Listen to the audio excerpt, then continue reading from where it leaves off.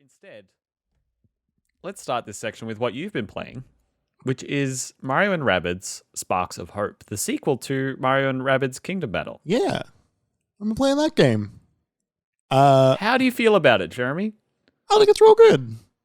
Yeah? Yeah, it's really fun. Can you, for me and the audience, can you please remind us what your experience and fondness levels for the first game were? So, Mario and Rabbids Kingdom Battle, the prequel, 2017, the predecessor, I think is maybe a bit better way to describe it. I didn't play much of it. I probably played about 4 hours of it or 3 hours of it.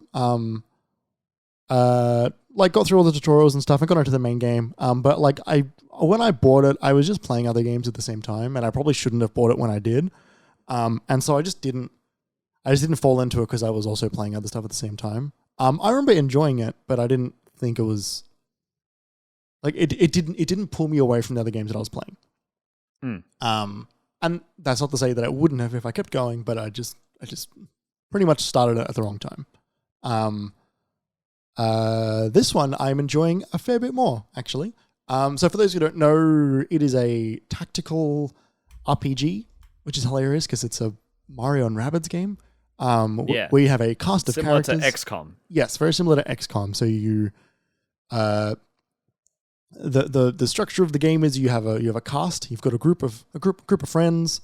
You know, the Mario mains, we'll say, Mario, Luigi, Peach, and their Rabbids spin-offs. And then their Rabbids spin-offs. So you got Rabbids Mario, Rabbid Luigi, Peach Rabbid, and there's also like an original Rabbid character as well, whose name I've forgotten.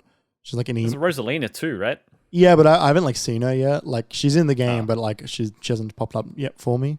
How many hours have you spent? I don't know. Because I've been playing it on and off. Like, you know, half an hour here, 15 minutes here, a couple hours here. Probably about 7 hours, maybe. I've been taking my time with it. The way it works is you go around the overworld. You and your cast of merry adventurers, and then when you walk into an enemy, an instance battle shows up, and you get thrown into a what is like a little like battle zone.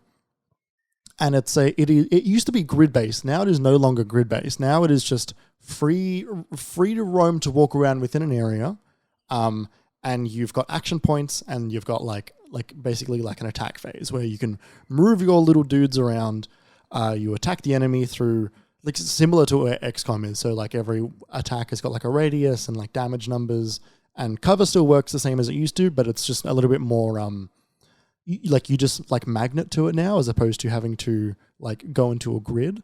And then it's, you know, about like lining up your shots and flanking and using your abilities and all that stuff. Something that's cool in this one is that you can dash through enemies to sort of get like a cheeky attack on them if you're close enough to them, and then you can use one of your attacks. When you use your attack, that is when you stop moving. So you can use your abilities and still walk around.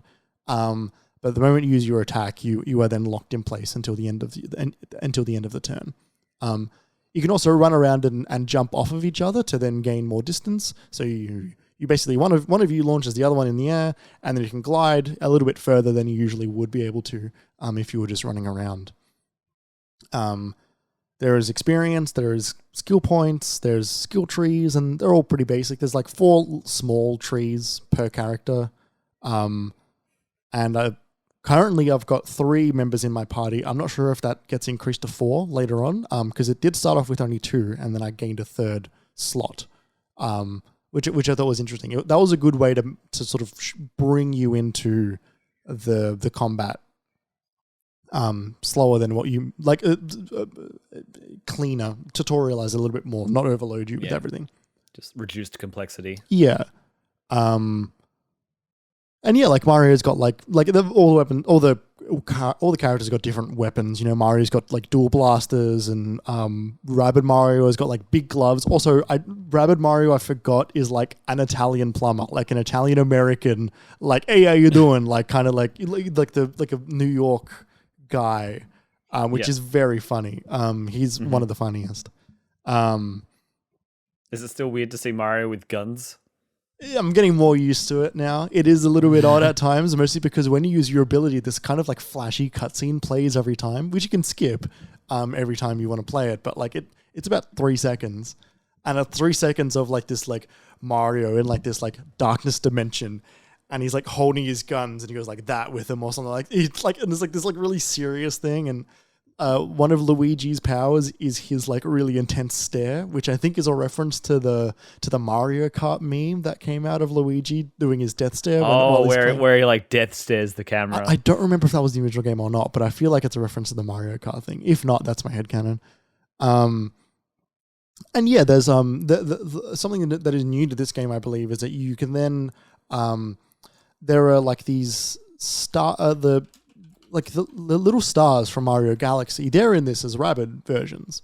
And you can then assign one to each of the characters, and they have additional abilities as well. So that you can create a little bit more synergy with some of the special abilities that you've got by assigning certain star things to certain characters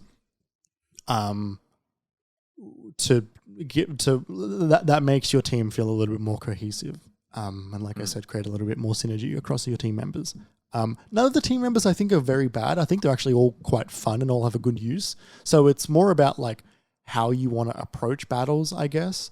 Luigi's a long range character. Peach is all about like defense and like damage nullifying.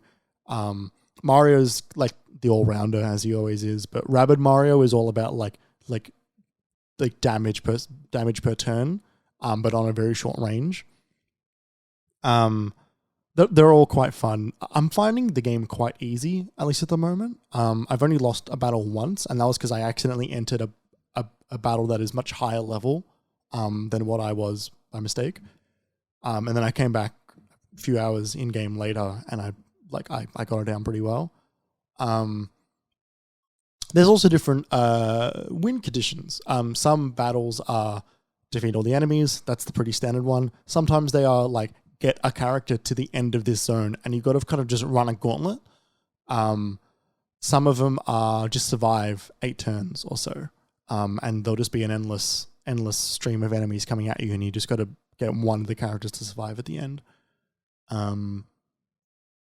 And yeah, like aside from that, like there's like the overworlds are quite cool. The first one you go to is like on this beach that's raining, and it feels very classic Mario, that style thing. You go to a beach, it's raining. You then go through like a bunch of buildings, you meet a bunch of silly rabbits doing all silly, dumb, goofy things, and then you free the starlight little thing that then turns the lighthouse on, and the rain clears, and you beat a boss, and you get rid of the Dark Mess is the name of the villain.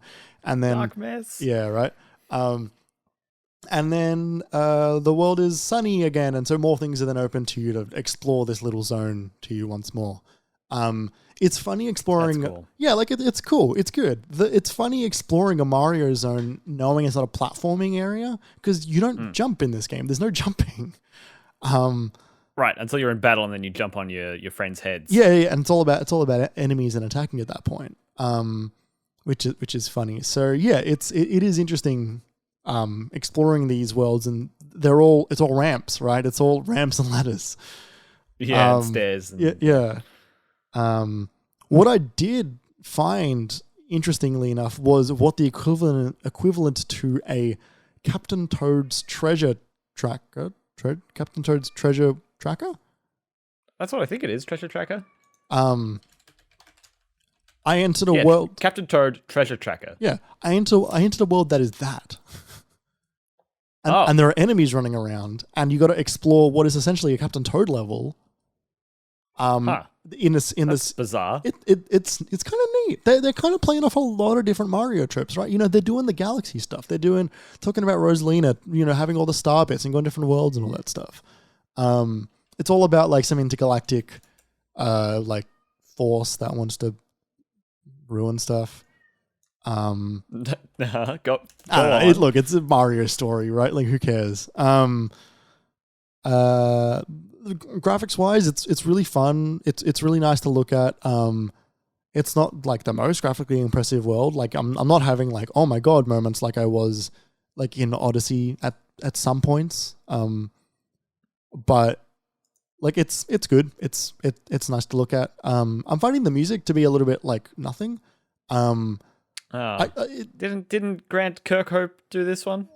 I feel like I can barely hear it. It seems really quiet, and I've checked my music settings, and it is not. It is full and it is not loud. So like I'm almost at the point where I'm going to turn down all the other sound effects so that the music comes through clearer, and then turn up just the overall level of the console. But yeah, I haven't really known. Like in battle, it's fine, but out of battle, I want a little bit more like adventure music. But it's also hard because like Mario music is so good, and then it not being Mario level music, like what are you gonna do?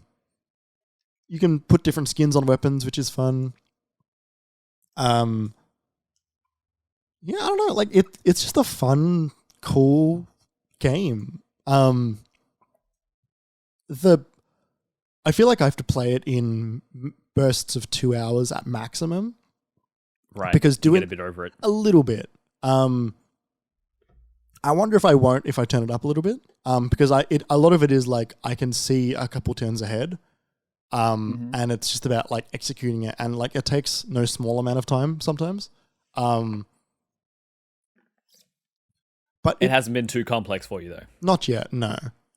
Like the hardest battle I did was interesting because it was a survive 6 turns level where there were like these little like they kind of look like Kamek, but it's not. They're just like dudes in robes that throw magic at you.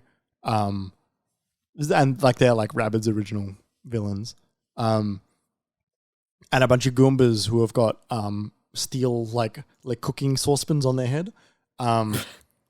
And if they have the saucepans on their head, you can't shoot them. You don't do any damage to them. But they only have like 1 or so health, and you have to dash into them. But you've got a limited amount of dashes per turn, and so you had to manage where you are placing your characters for these 6 turns. As these Goombas would come and just fuck you up over and over and over and over again.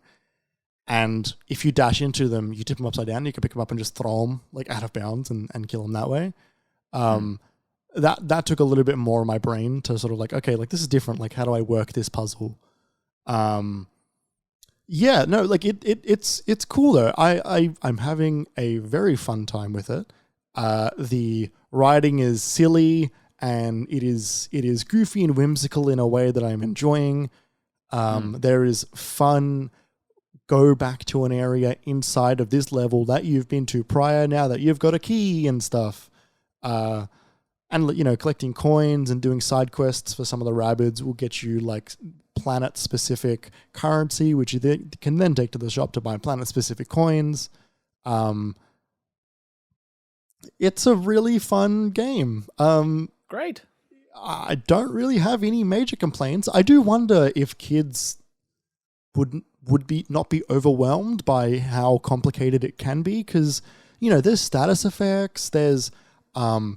you know, percentages of, you know, like there's an enemy that's behind a halfway cover. If I've only got a 50% chance of getting him, but if I go over here, I've got 100%, but if I go over here, then 0%. And because there's different elevation in these levels as well. So sometimes you need to get closer to the edge so you can actually hit them or not, because it'll say like, hey, this one's in range, but you've got a 0% chance of hitting it because you're not close enough to the ledge that you would just shoot into the ground.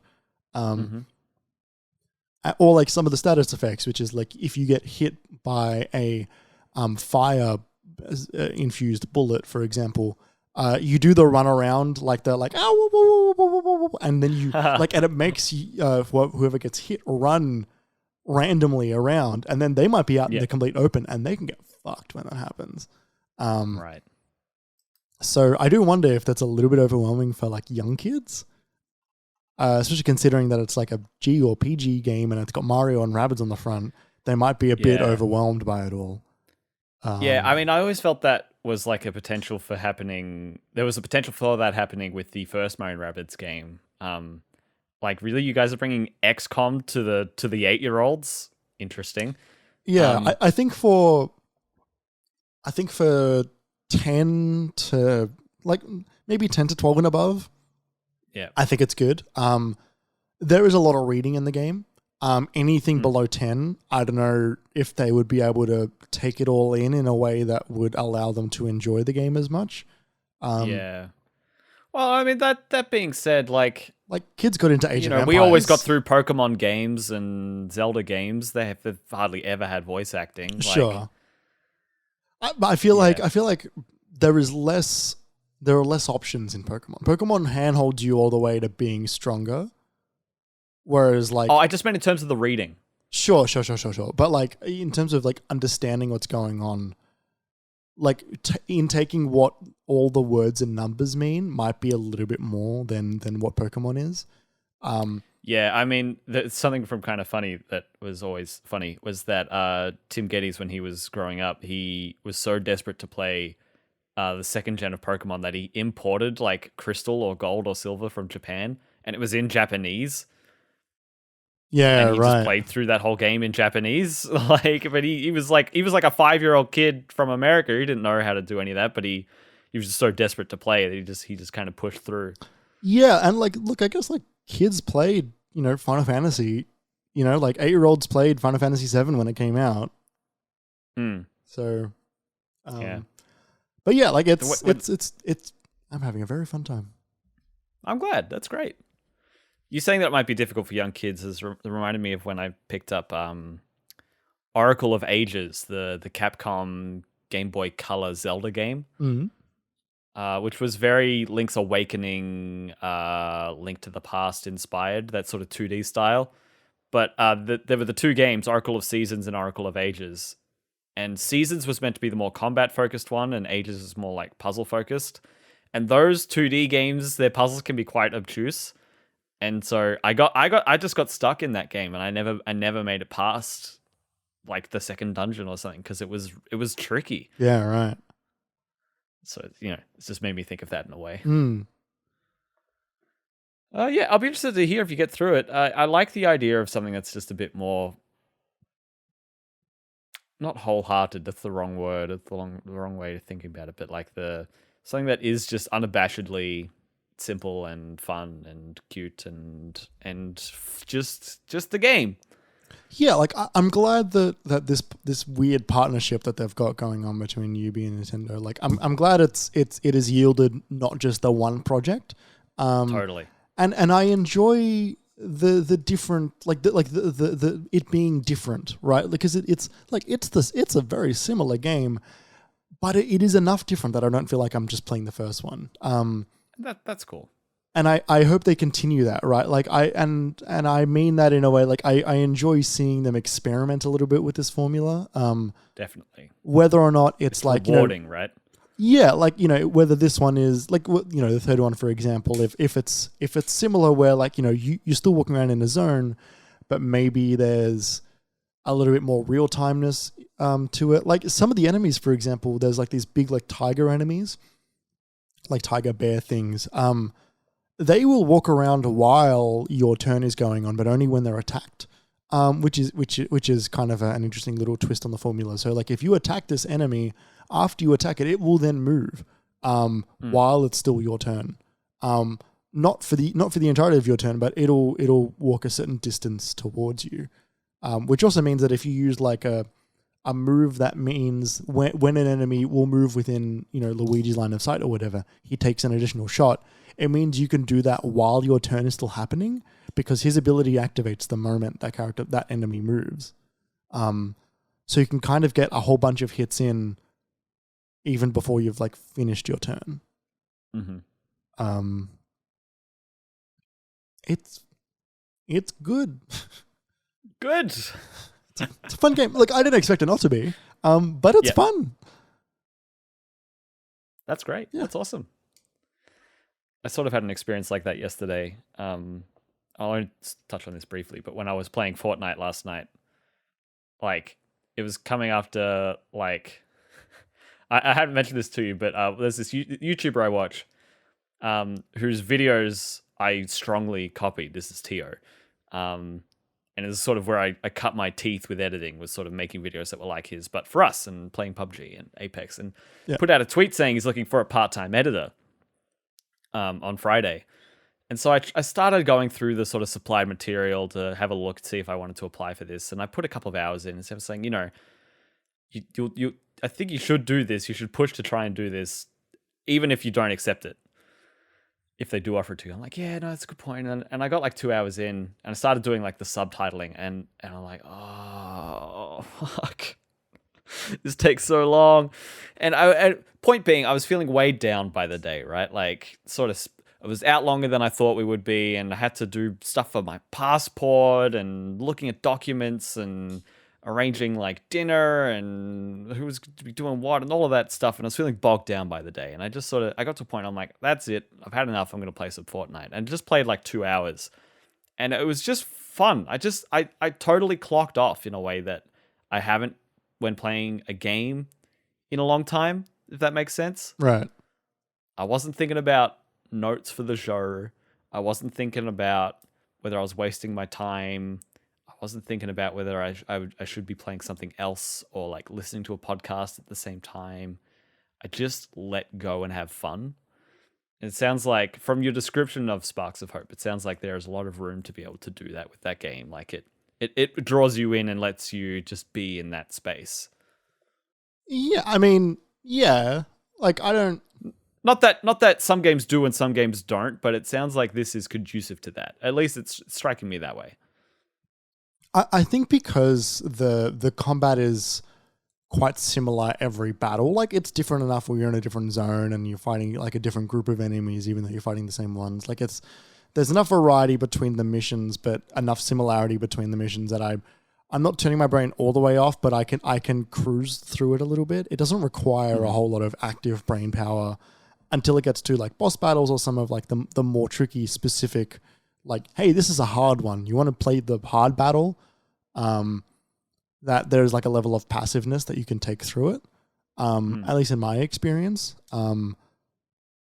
And I think that's fun, but that will get old. That will dry up a little bit, which is why I want to crank up the difficulty a little bit. Because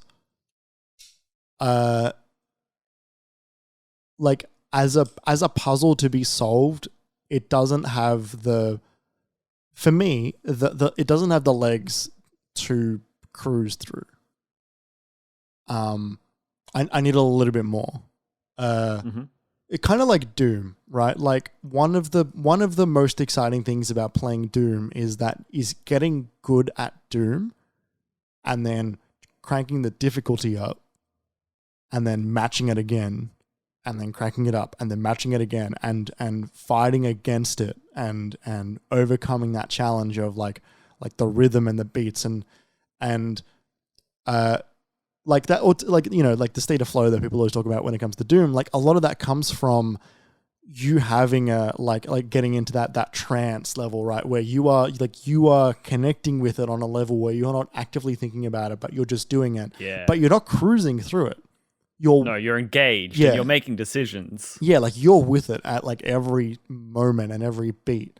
And when like this game is not unlike that in a similar sense where you need to like I feel like I need to be consistently hitting that mark and matching that speed.